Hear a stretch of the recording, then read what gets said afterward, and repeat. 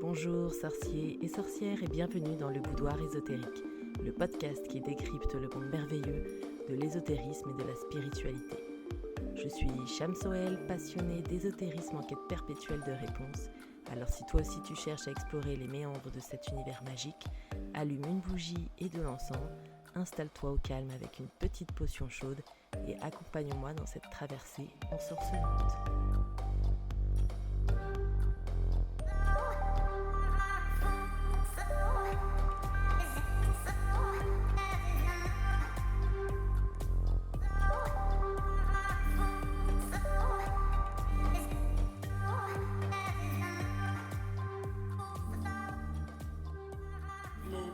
Bonjour à toutes et à tous pour ce nouvel épisode du Boudoir ésotérique sur la thématique du chaudron. Aujourd'hui, nous allons parler du sabbat Mabon.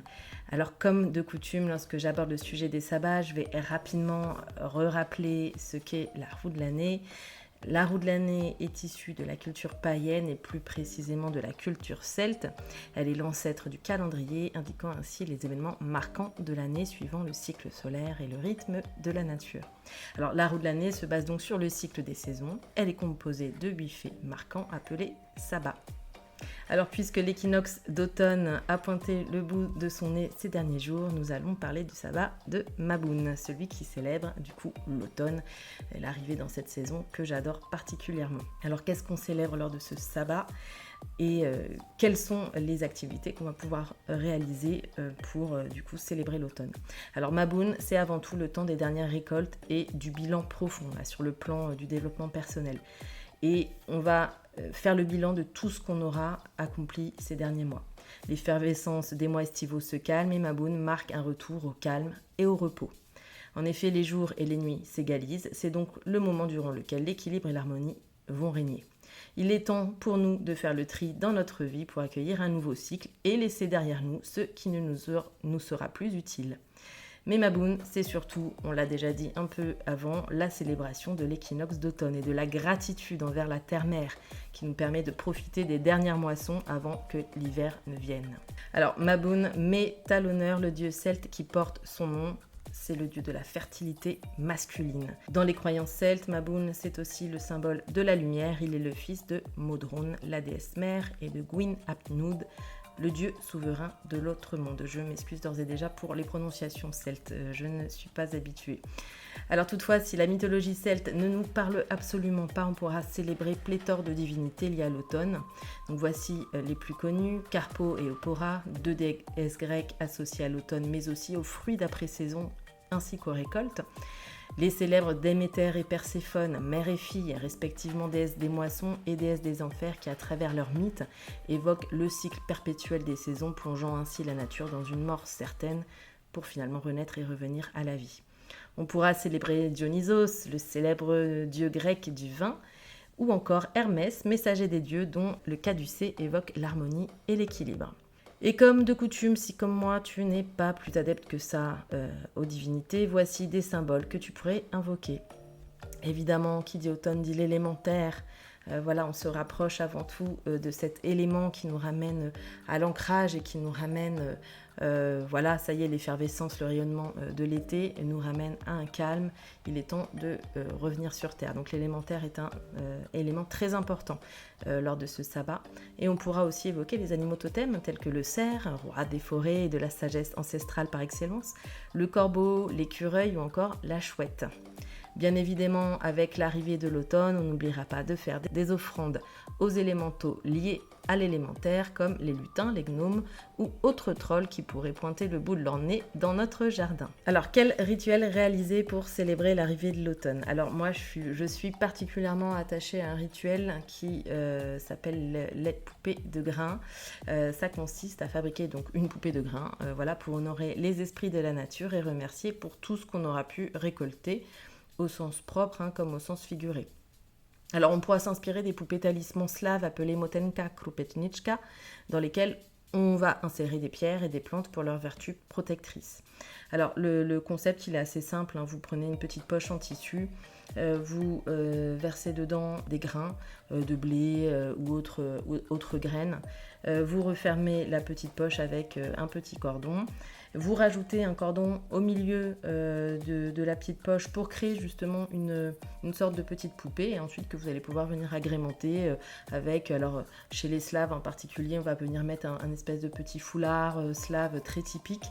On va pouvoir y mettre des petits yeux au feutre ou avec des boutons ou autres. À vous de voir, il existe des tonnes de tutos sur internet. Mais voilà pour ce rituel assez mignon qu'on peut faire avec les enfants. Un autre rituel pour l'arrivée de l'automne, il s'agit de la lettre de gratitude. Elle va nous amener à faire le bilan de la période écoulée et puis dresser cette liste de gratitude pour tous les succès ou objectifs qu'on aura atteints. Et une fois cette lettre réalisée, on pourra la brûler en lâchant prise et répandre les cendres dans la terre et ainsi remercier finalement particulièrement la terre-mère de nous avoir apporté tous nos succès. Un autre rituel est là plutôt gustatif, il s'agit de réaliser un pain aux pommes, parce que le pain est symbole incontournable des moissons, et donc préparer son propre pain va venir un peu célébrer réellement l'équinoxe d'automne, et on pourra en plus y ajouter le fruit par excellence de l'automne, c'est aussi la pomme, pour marquer encore plus la symbolique. Enfin, un petit rituel très simple, c'est la petite balade en forêt. En plus, il va y avoir les châtaignes, les marrons, les jolies feuilles rouges, jaunes, marrons, oranges et autres branchages qu'on pourra en plus ramasser pour venir décorer notre hôtel pour les mois à venir, et ce jusqu'au printemps. Donc ça peut être très sympa, et en même temps ça peut être aussi sympa pour se reconnecter complètement à cette nature qui s'en va tout doucement vers l'endormissement. Alors voilà, un dernier petit rituel pour terminer avec l'équinoxe d'automne, et parce que ce sabbat honore l'harmonie et la dernière connexion à la nature, je te propose de fabriquer ton huile de maboun qui servira à consacrer nos objets pour la période à venir. Alors voilà une petite recette que tu pourras tout à fait adapter avec les ingrédients dont la signification te parle le mieux. Voici les ingrédients dont on va avoir besoin. Il va nous falloir un petit pot avec un bouchon qu'il faudra préalablement purifier avec de l'encens ou avec ce qu'on veut. En tout cas, on purifiera par la fumigation ou avec un rituel d'eau éventuellement. Et ensuite, il faudra ajouter dans le pot, au fur et à mesure de la liste, 2 cuillères à café de cannelle réduite en poudre, 2 cuillères à café de feuilles de sauge préalablement réduites en poudre, 4 clous de girofle, de l'huile végétale neutre qu'on viendra verser sur les ingrédients qu'on aura insérés dans la fiole. Et enfin, une petite option un peu sympa pour rappeler l'équinoxe d'automne, 4 gouttes de fragrance de pomme si tu as la possibilité d'en avoir, qui permet de venir parfumer nos réalisations. Et ensuite, il faudra venir placer notre petit pot au soleil au moins 7 jours afin que l'huile s'imprègne bien des ingrédients, mais aussi afin qu'elle s'énergise grâce aux rayons de l'astre solaire. Donc voilà pour terminer cet épisode du boudoir ésotérique, et pour préparer les festivités de Maboun, je t'invite à aller sur mon site www.fanwell.com dans l'onglet FAQ et outils, rubrique grimoire, dans laquelle tu trouveras une fiche à télécharger qui vient résumer certains des rituels énumérés. Et enfin, je te conseille aussi vivement de lire la collection Célébration païenne des éditions Danaé, collection de 8 livres autour des sabbats qui nous en apprend beaucoup sur l'histoire de ces fêtes païennes, et livre que j'utilise en partie pour écrire mes articles ou mon podcast. Voilà, cet épisode est désormais terminé. J'espère qu'il t'aura plu, qu'il aura au moins eu pour effet d'ouvrir la réflexion sur le sujet. N'hésite pas à me rejoindre sur les réseaux @lpmd.fanwell.